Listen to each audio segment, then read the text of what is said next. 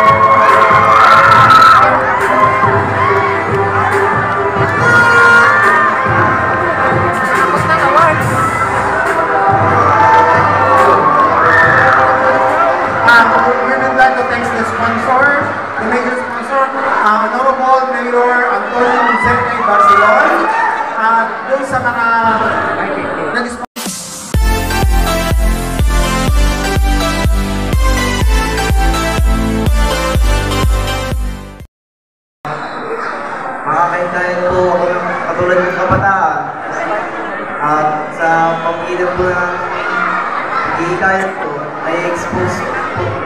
na-expose ko po sa kanila yung mga challenge ko po na mahihikayan po na tungo po sa magpapanas na ating komunidad. Nalaman po ng mga examples na maaari po ginawa po namin katulad ng kabataan. Sulat po ang ating komunidad sa lakas, ayos, Maraming salamat, Ginoong number 2. Please step forward, Ginoong bilang 3.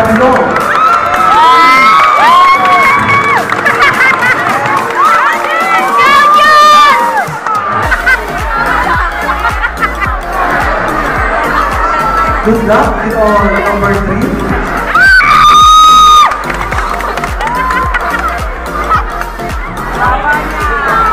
Ang tanong,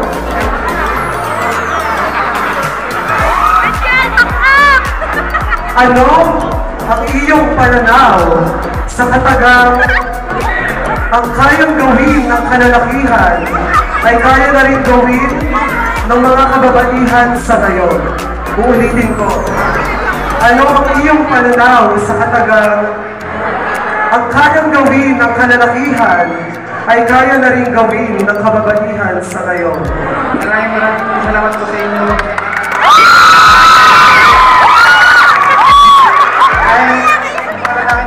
Kaya na po magtrabaho kahit sa ngayon.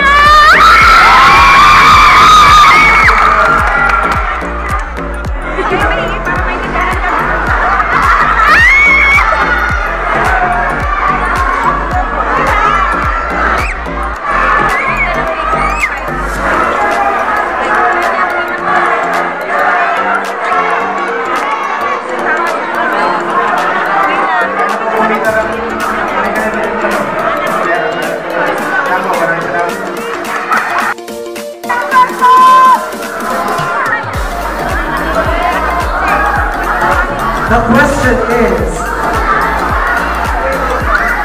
ano ang iyong mensahe para sa mga kalalakihan, lalo na ang mga kabataan na nagpapakita ng kahinaan sa kanilang sarili? Uulitin ko, ano ang iyong mensahe para sa mga kalalakihan, lalo na ang mga kabataan na nagpapakita ng kahinaan sa kanilang sarili? Para sa mga kabataan, especially sa mga kalalakihan na nagpapakita ng kahinaan sa kanilang sarili. Bilib ako at hanga ako sa inyo, sapagkat hindi lahat ng kalalakihan ay may kakayahan na ipaliwanag ang kanilang nararamdaman at makita ang kanilang kahinaan. At hindi nila pinagpapala ng mga problemang nagdudulot ng kahinaan ito, sapagkat the best is yet to come. Maraming salamat, Ginoong number 4. Step forward, Ginoong number 5.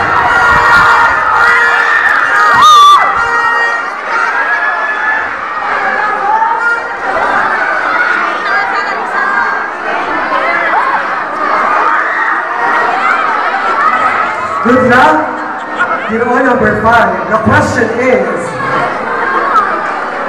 ano ang pagkakapareho ng pagiging isang Ginoo at pagiging isang leader?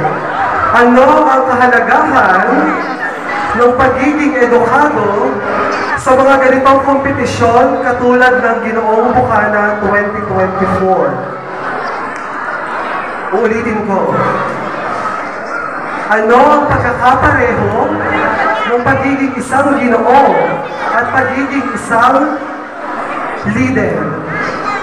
Maraming salamat po sa inyong magandang katanungan. Para po sa akin, pinagkapareho ng pagiging leader at pagiging Ginoo ay kaya nilang umarap sa maraming tao at kaya nilang i-handle ang kanilang nasasakupan. Sunod po dito ay sila ay nagiging ehemplo ng mga sumusunod sa kanila at sila ay nagiging gabay upang magkaroon ng pagkakaisa at isang magandang lugar ang kanilang bayan at sila nagiging simbolo ng pagkakaisa sa kanila. Yun lang po, maraming salamat. Maraming salamat bilang ani.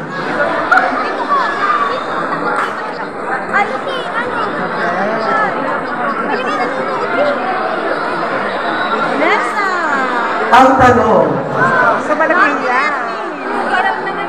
bilang isang miyembro ng lokal na samahan ng kabataan na nangunguna sa proyektong pagtatanim ng mga puno sa inyong lugar, paano mo hihikayatin ang iyong mga kapwa kabataan na makilahok sa proyektong ito? Uulitin ko, bilang isang miyembro ng lokal na samahan ng mga kabataan na nangunguna sa proyektong pagtatanim ng puno sa inyong lugar, paano mo hihikayatin ang iyong mga kapwa kabataan na makilahok sa proyektong ito? Bilang isang kabataan,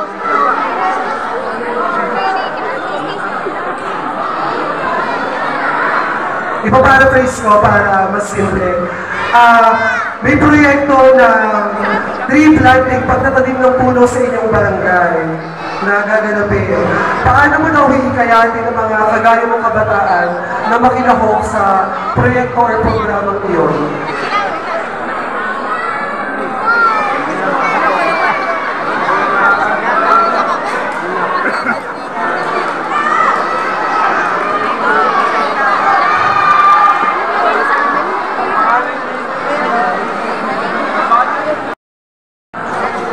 Paano mo magagamit ang iyong mga larawan upang magbigay diin sa mga issue ng kapaligiran at makapagbigay inspirasyon sa mga tao na kumilos para sa pagbabago?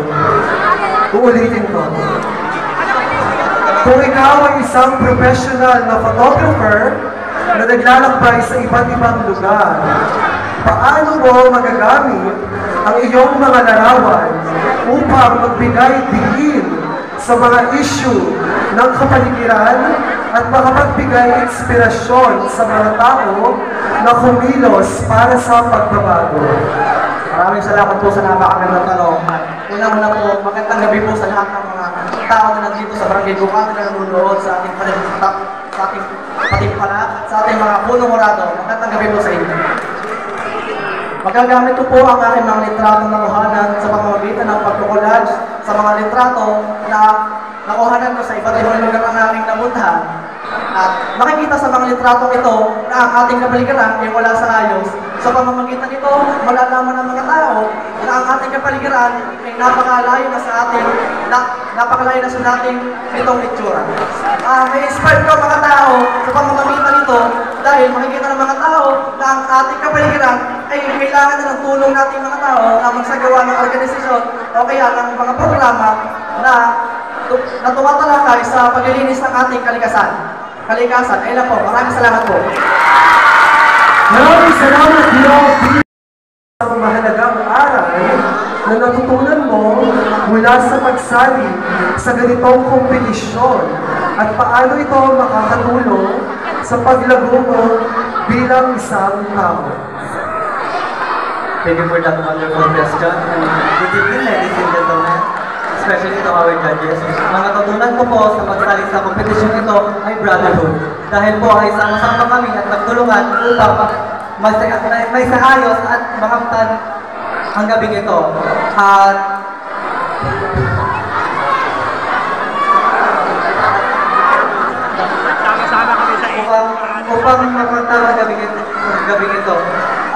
natutunan ko din ang pakikisama, kooperasyon sa aking mga kandidates at nakamit ako ng new friends. And salamat po at maraming salamat.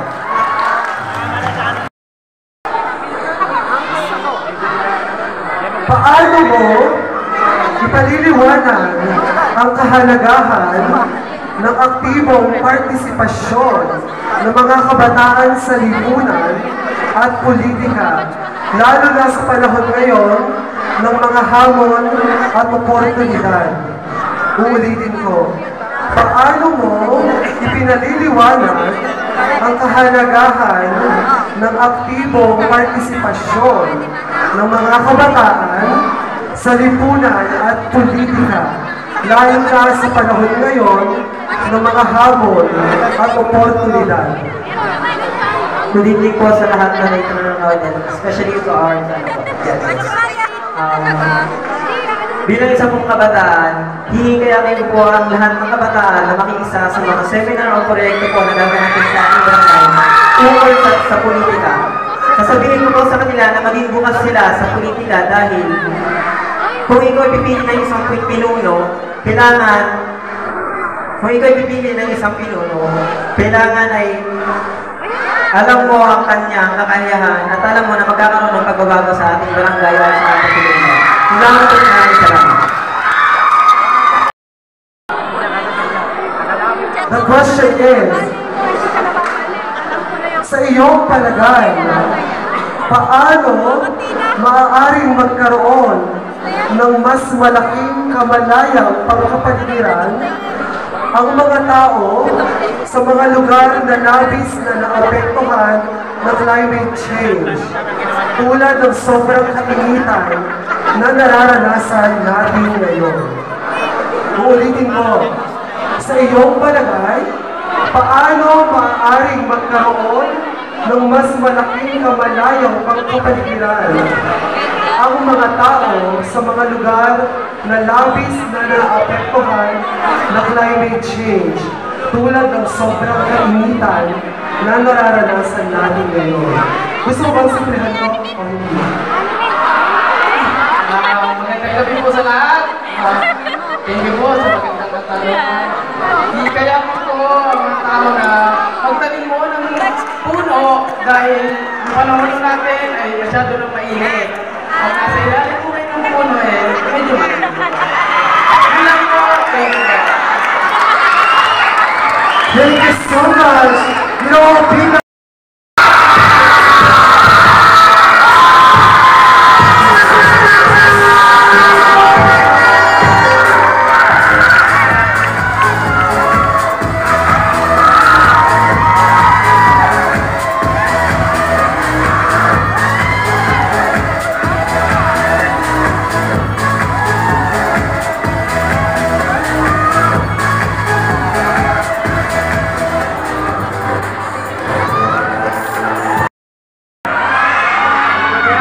Our Mr. Friendship is candidate number 10!